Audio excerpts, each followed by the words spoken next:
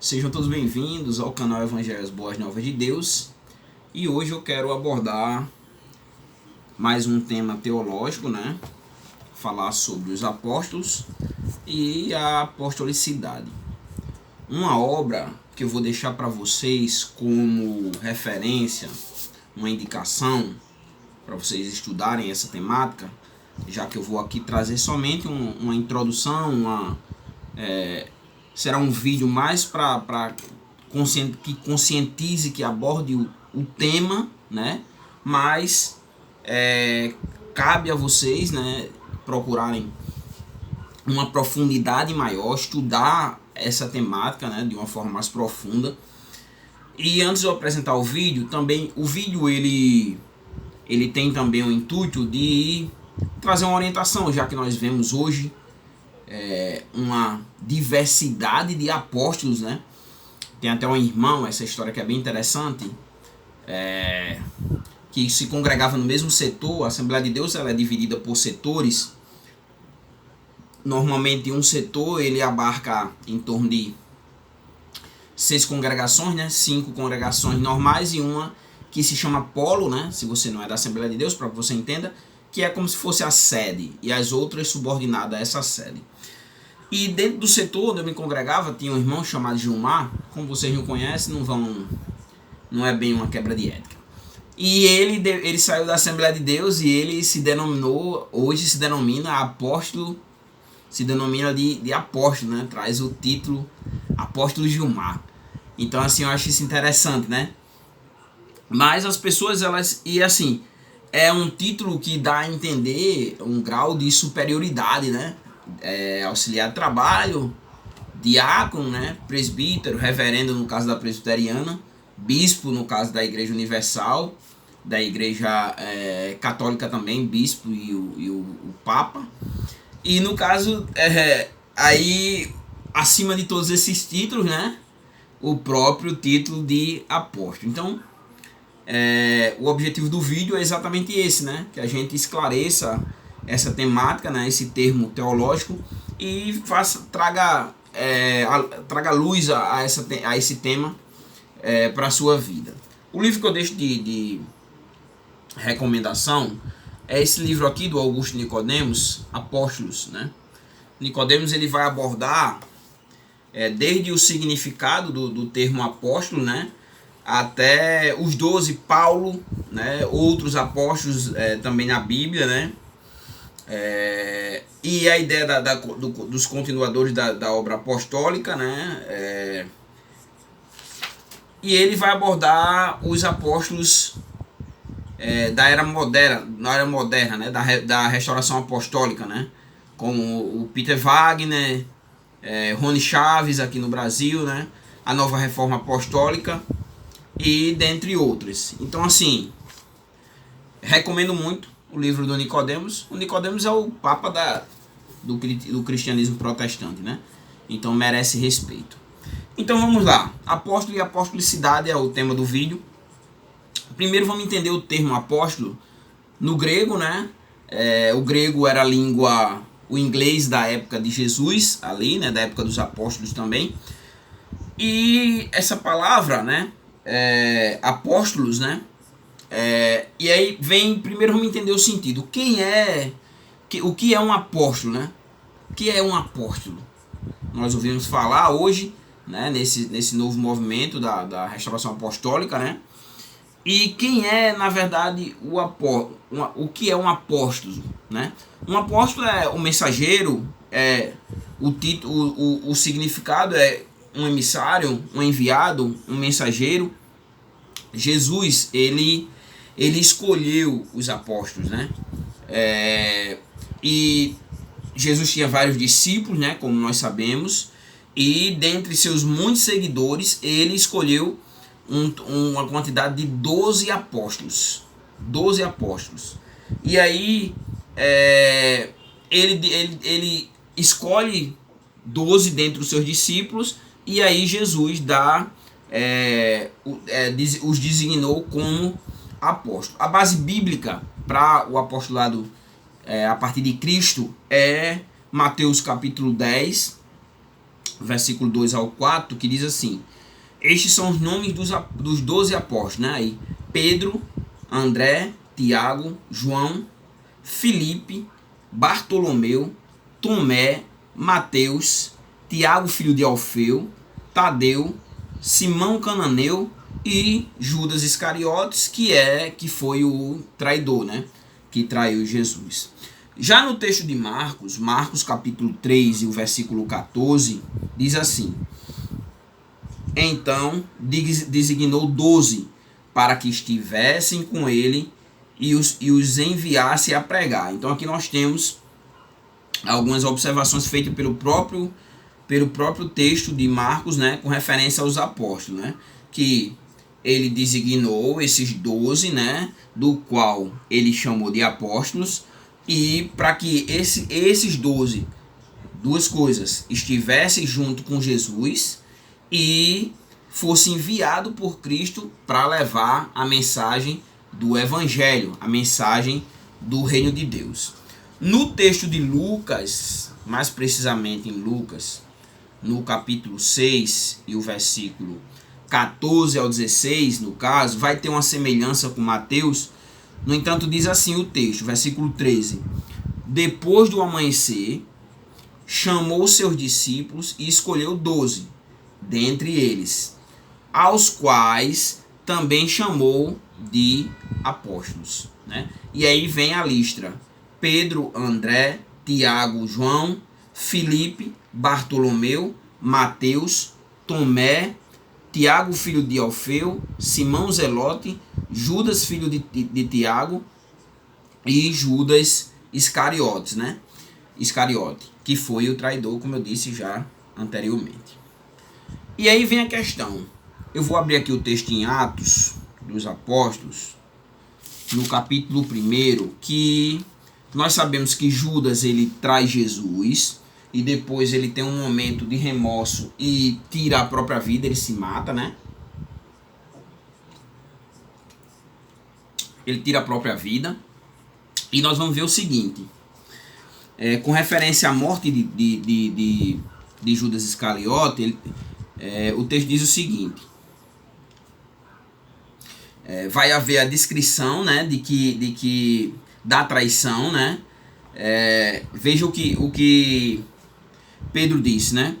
Pedro levantou-se no meio dos irmãos e disse: irmãos, devia se cumprir a escritura que o Espírito Santo predisse pela boca de Davi acerca de Judas, que foi o guia dos que prenderam Jesus. E aí, aqui ele está fazendo referência do Salmo 41 e o versículo 9. Aí o texto continua: pois ele era contado como um de nós, né? Um dos 12 apóstolos, escolhido por Jesus, né? E teve parte nesse ministério. Ele adquiriu um campo com o pagamento de seu pecado. E precipitando-se de cabeça, arrebentou-se ao meio, e todas as suas vísceras se derramaram. Mateus 27, do 8 ao 10. E todos os habitantes de Jerusalém ficaram sabendo disso, de maneira que a própria língua deles esse campo se chama Aceldama, isto é, campo de sangue. Porque no livro de Salmo está escrito: fique deserta a sua habitação e não haja quem nela habite. Salmo 69, versículo 25, a citação de Pedro. E outro tome o seu lugar. Daí porque, agora nós vamos entender. Você deve estar se perguntando o que isso tem a ver com o apóstolo. Porque Judas vai ser substituído. Mas na compreensão ele é substituído porque existia uma profecia referente a essa substituição. Daí hoje existe um debate se o 12º apóstolo é Matias ou se o 12º apóstolo é Paulo. Mas vamos continuar. Então, eu tomo o seu lugar, no caso, Salmo 109 e versículo 8. Então vamos lá. Agora vamos voltar para Matias, né? Como substituto de Judas Iscariotes. Eu queria que vocês primeiro entendessem o porquê dessa substituição e na interpretação aqui, porque existia uma profecia que outro deveria tomar o seu lugar. Então, primeiro, qual foi o critério para a escolha de Matias, né? A primeira coisa o texto, o versículo 21, né? Nós paramos no versículo 20 de Atos, capítulo 1, né? Na descrição aqui de Pedro. Vamos agora para o versículo 21. Vamos entender qual era o critério para a escolha, no caso do apóstolo, né?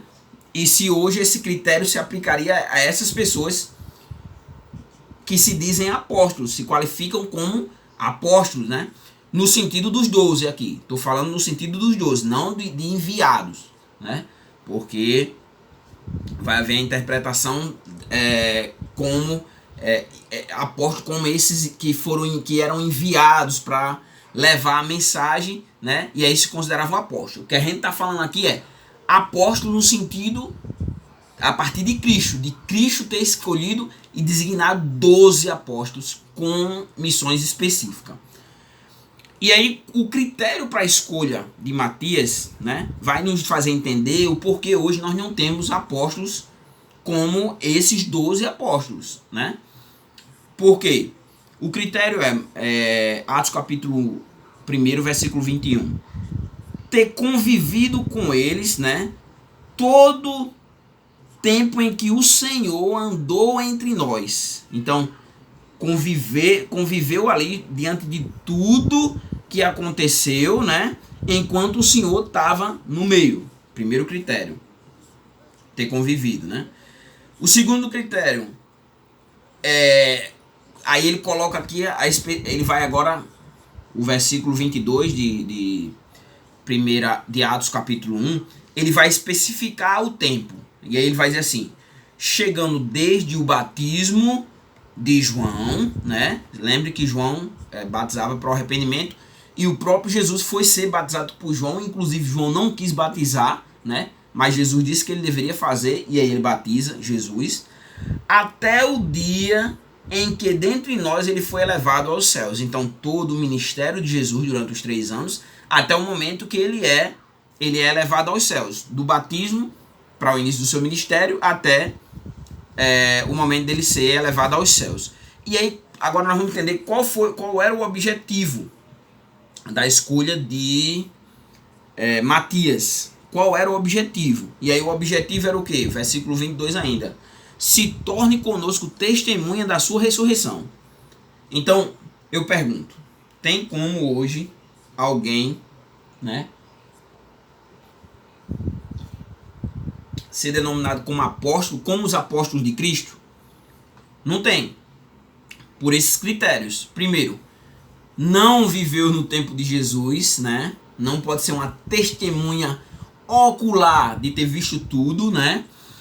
E então aqui já morre todos esses apóstolos no sentido dos 12. Já não existe. Já fica claro que não existe, né? E nesse caso aqui, Matias foi escolhido para ser uma testemunha da ressurreição diante daqueles que compunham ali a temporalidade, né, dos apóstolos, né? E no versículo 26 vai se dar a escolha. Lembre, a escolha era, o versículo 1, 23 vai dizer que foram dois discípulos que foram qualificados para se tornarem um apóstolo no lugar de Judas Iscariotes. Foram 2. José, chamado de Basabás, né? Versículo 23, e Matias. E aí como é que foi feita a escolha? Então, né, versículo 26, tiraram sorte, e a sorte recaiu sobre Matias. Desse modo, ele se juntou aos 11, né, apóstolos. Então, os discípulos lançaram sorte ali, e a sorte caiu sobre Matias, logo ele foi condicionado ao lugar de Judas Iscariotes.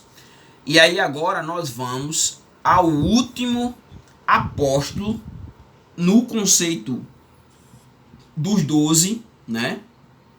Lembre, 12, né? Agora com Matias substituindo Judas Iscariotes, já que Judas Iscariotes ele se matou, ele traiu Jesus e se matou. Nós vamos agora o último apóstolo, que é Saulo, que vai se tornar Paulo, né? E como é que vai se dar esse chamado? E aí nós vamos ter o critério novamente aplicado, dessa vez na vida do próprio Paulo. Se lembre, né? ter visto, ter convivido, visto o ministério ali, do início do batismo, a partir do batismo de João, até o momento em que Jesus é levado aos céus. Essa é a condição para ser chamado um apóstolo. Matias, né, substituiu Judas Iscariotes, e agora nós vamos ver Paulo, por último. Ele vai ter um encontro com Jesus, mais precisamente em Atos, no capítulo 9, versículo 3, né? Vamos ver como foi esse encontro. Ele seguia viagem, e aí no caminho, né? Lembra que ele era um perseguidor da igreja. No caminho, né? Já quando estava se aproximando da cidade de Damasco, né? Em um momento ali específico, de repente, né? Uma luz resplandeceu ali.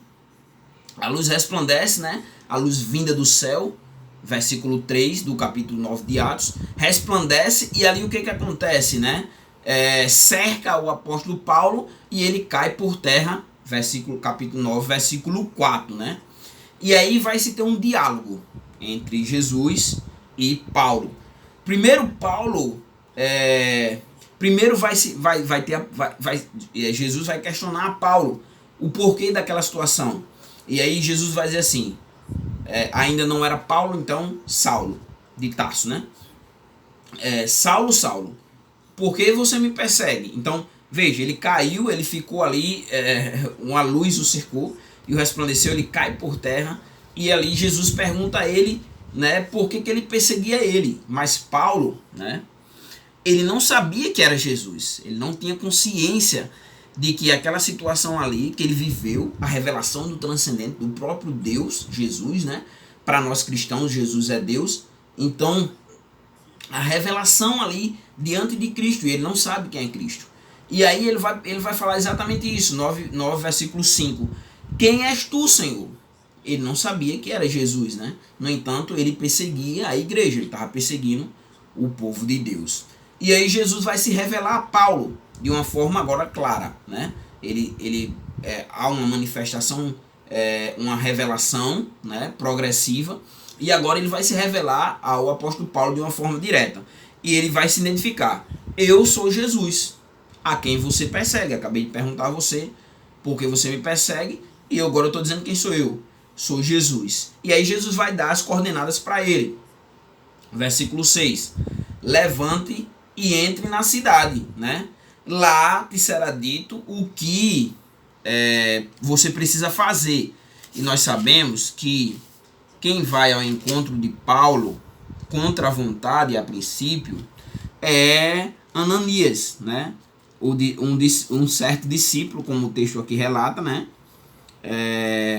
O Senhor vai se revelar, né? A Ananias. O texto diz assim, o versículo 10. Capítulo 9, versículo 10.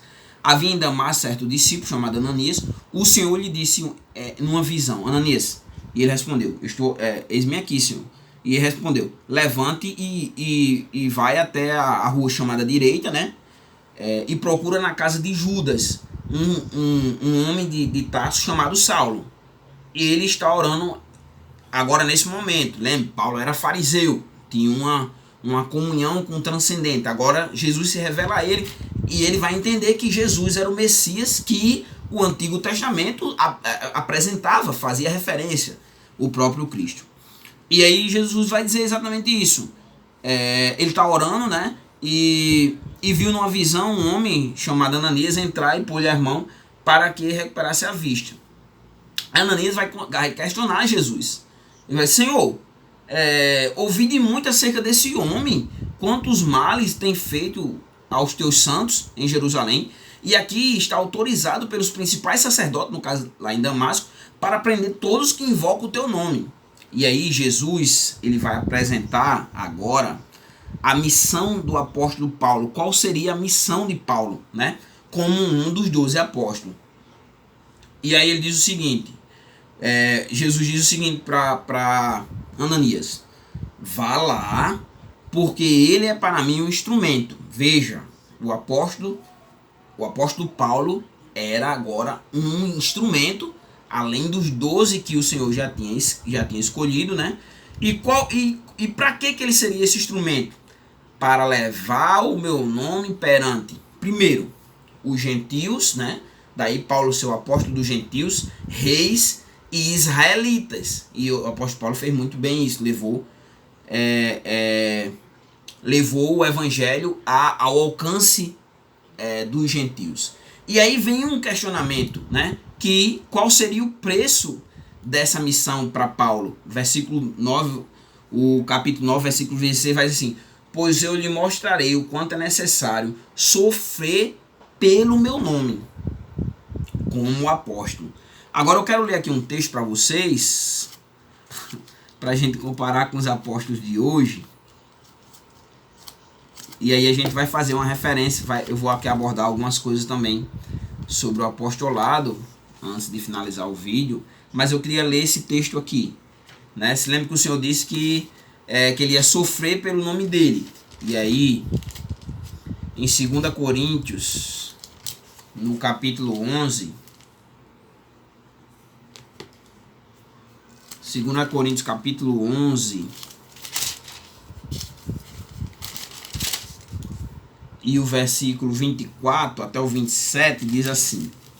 Vamos ver o que Paulo passou, cumprindo Atos capítulo 9, versículo 16. Versículo 24 diz assim, de 1 Coríntios, 2 Coríntios capítulo 11. 5 vezes recebi dos judeus 39 chibatadas dos judeus. 3 vezes fui espancado com vara. 1 vez fui apedrejado, 3 vezes sofri naufrágio, passei 1 dia e 1 noite em mar aberto, né? Provavelmente a deriva. Muitas vezes passei por perigos em viagem, perigos em rios, perigo entre os bandidos, perigo entre o meu próprio povo, né? Os judeus, perigo entre os gentios, perigo na cidade, perigo no deserto, perigo no mar, perigo entre os falsos irmãos que se levantavam contra Paulo, em trabalho e cansaço, muitas vezes em noite sem dormir, com fome, com sede, muitas vezes sem comida, com frio e com falta de roupa. Além de outras coisas, ainda pesa diariamente sobre mim a preocupação com todas as igrejas. Então veja, se cumprindo Atos capítulo 9, versículo 16, Paulo apresentando esse cumprimento em 2 Coríntios capítulo 11, versículo 24 ao 27. E aí é preciso entender que o apóstolo Paulo foi o último apóstolo, isso vai ficar muito claro em 1 Coríntios capítulo 15, versículo 8, né? E ele vai dizer exatamente isso, que ele foi nascido fora do tempo, porque dentro do tempo quem foi nascido? Os 12 apóstolos. Judas trai, entrou Matias. E aí ele diz assim: por último, depois de todos, foi também visto por mim como um nascido fora de tempo. E o próprio Cristo se apresentou a Paulo e Paulo viu a Cristo. Então veja que, além desses 12 aqui, né, e o apóstolo Paulo, já não tem mais apóstolos. A Igreja Católica, ela diz que houve uma sucessão apostólica, né, de Pedro até os dias de hoje, né? Então o Papa, né, é o apóstolo maior, é a continuidade dos apóstolos. E nesse caso aí, né, nós já vemos aqui que não existe isso, né? E aí nós vamos ver o seguinte, qual é o requisito para ser um apóstolo de Jesus? Qual é o requisito? Vamos ver se dentro desses requisitos aqui, esses apóstolos que hoje se dizem apóstolos, eles podem estar dentro desse requisito. Então vamos para o primeiro. Primeiro, ter sido testemunho ocular, né, de Cristo. Os apóstolos de hoje foram testemunhas oculares do apostolado de Cristo? A resposta já é uma autorresposta, né? Não. Os apóstolos, os 12 apóstolos e o apóstolo Paulo, né, sofreram pelo evangelho, inclusive dando a própria vida. Segundo a tradição, né, com exceção de João, do apóstolo João, todos os outros apóstolos morreram, foram mortos, né? Inclusive o apóstolo Paulo e Matias. Todos os outros foram mortos, com exceção de João. Então, e os apóstolos de hoje? Será que estão dispostos a irem ao campo e darem a vida em prol do evangelho? Vamos lá. Os apóstolos, eles não eram remunerados, né? Não tinham salários, né?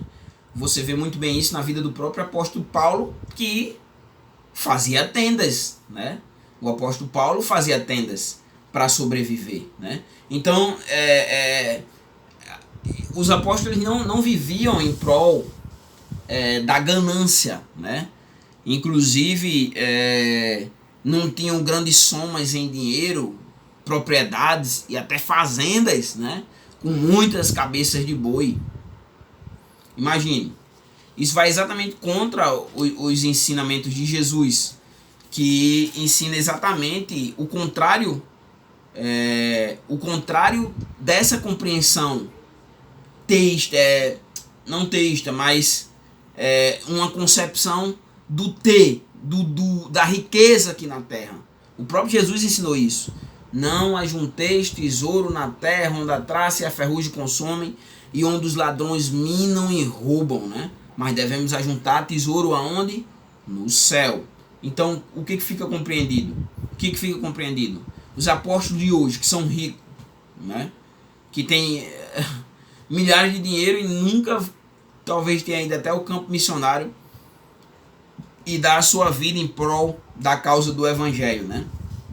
Agora aqui, ainda fica um texto bem interessante para fundamentar exatamente isso, que não existe mais apóstolos como os 12 e o apóstolo Paulo.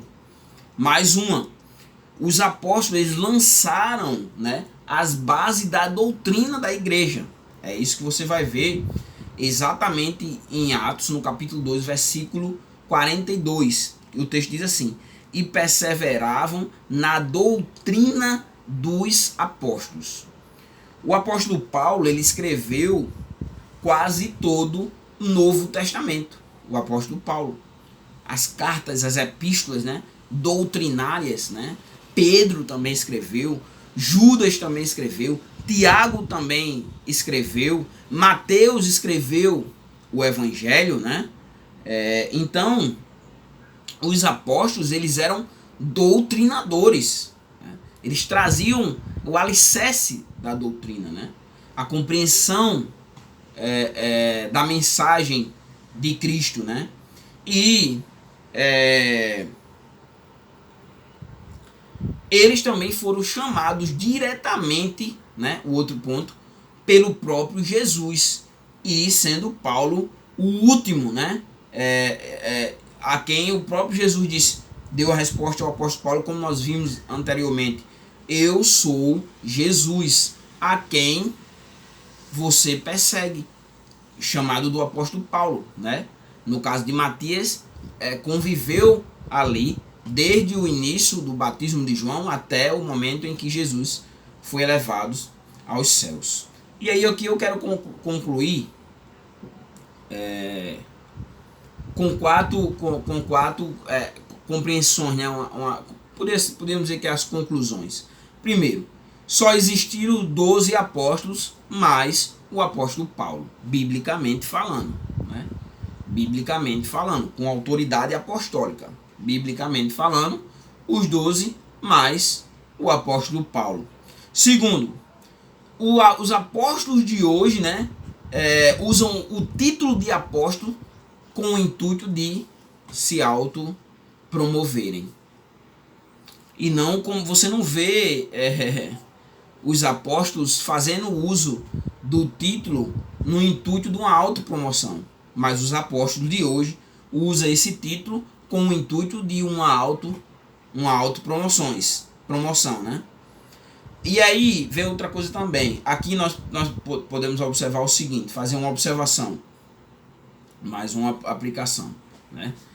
Por que que o povo de Deus, e hoje nós vemos, né, não só com relação aos apóstolos que nós contemplamos nos dias de hoje aí, né, mas nós vemos uma diversidade de heresias surgindo no meio da igreja, né, no meio do povo, e isso tem uma base, né,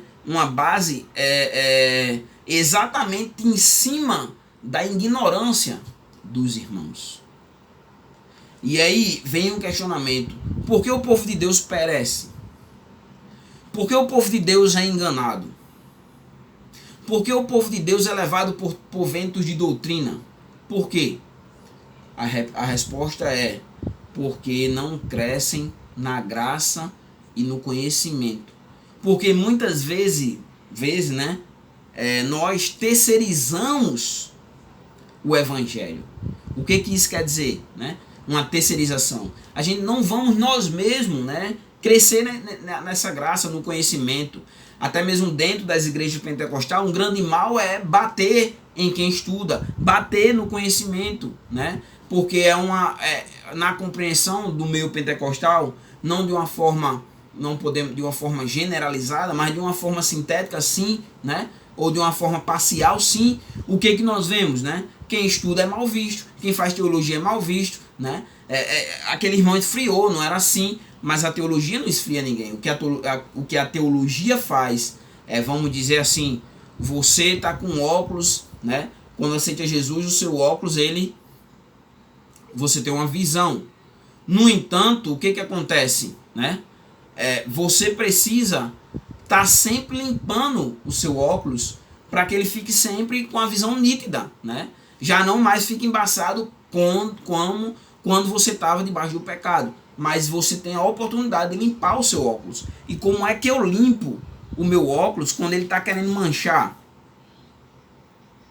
Com a Bíblia, através da palavra de Deus. Então, o que acontece? Então você vê que os olhos do cristão, a lente, com o passar do tempo, né, ele vai embaçando. Porque o cristão, ele tem, né, no seu primeiro momento, o primeiro amor, né, uma busca desenfreada, círculo de oração, culto de oração, né, culto de doutrina, né, não perde um culto, está sempre envolvido nas coisas do Senhor, mas com o passar do tempo, acaba que o cristão vai desanimando, né, vai deixando mais assim as coisas de Deus de lado, para vivenciar mais as coisas do meio secular. E aí qual é a consequência disso? Vai embaçando os óculos. E aí o que acontece? Deixa o conhecimento junto com a graça, os meios de graça, de lado. E aí é levado por vários tipos de doutrinas, né? Várias deturpações do evangelho, dentre as quais o apostolado contemporâneo. E por último, né,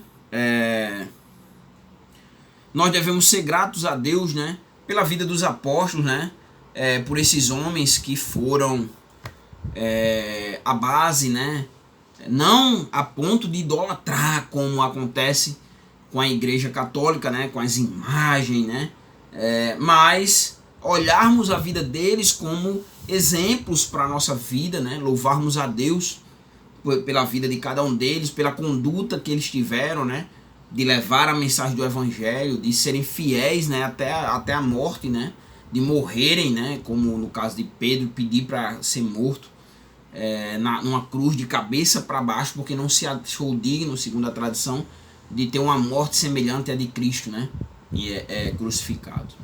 Então é isso, né, espero que vocês tenham entendido essa palavra, esse termo, né, apóstolo, né, tenha ficado claro para vocês, né, e com isso também, né, vocês possam procurar se blindar quando virem igreja, apóstolo não sei quem, né, então espera aí, epa, vamos devagar, como diz aqui fora, né, que o santo é de barro, né. Então é isso, né, espero que vocês eu tenha contribuído com o conhecimento para a vida de vocês, né? E mais esse termo teológico, né? Lembro a você que tem uma playlist aí só sobre termos teológicos. E apóstolo é mais um termo teológico que eu vou botar, que está dentro aí da playlist. Então é isso. Se você não é inscrito no canal, se inscreva no canal para estar dando uma força. Dá o teu joinha aí, faz algum comentário, acrescenta, compartilha esse vídeo para que outras pessoas possam também ter acesso a essa informação e crescerem na graça e no conhecimento. Que Deus abençoe.